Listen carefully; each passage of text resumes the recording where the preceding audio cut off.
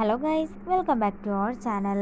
അങ്ങനെ അർച്ചനയും വീട്ടുകാരും ഇനിയും അനൂപിനെ കുറിച്ചുള്ള സത്യങ്ങളൊന്നും പറയില്ലെന്ന് മനസ്സിലാക്കുന്ന മധു ആ കടുത്ത തീരുമാനം എടുക്കുകയാണ്.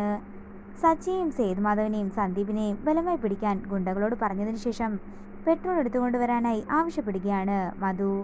അങ്ങനെ അവർ പെട്രോൾ എടുത്തുകൊണ്ട് വരുമ്പോൾ അവരുടെ 3 പേരുടെയും ദേഹത്തേക്ക് പെട്രോൾ ഒഴിക്കുകയും തുടർന്ന് അവരെ താൻ ഇപ്പൊ തന്നെ കത്തിക്കുകയും ചെയ്യുമെന്നും മധു പറയുന്നു. അവസാന നിമിഷം ഇനിയും പിടിച്ചു നിൽക്കാൻ കഴിയില്ലെന്ന് മനസ്സിലാക്കുന്ന അർച്ചനയും സച്ചിയും ആ സത്യം മധുവിനോട് തുറന്നു പറയുകയാണ്.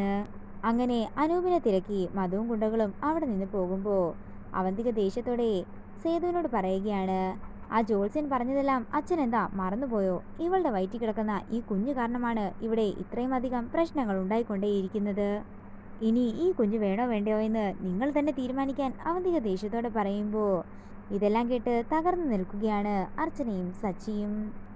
എല്ലാം അവസാനിപ്പിക്കുന്നതിന് മുമ്പ് എനിക്ക് എൻ്റെ അനൂപേട്ടനെ കാണണം എന്ന് പറഞ്ഞുകൊണ്ട് സച്ചിയും കൂട്ടിക്കൊണ്ട് അർച്ചന അവിടെ നിന്നിറങ്ങുന്നു.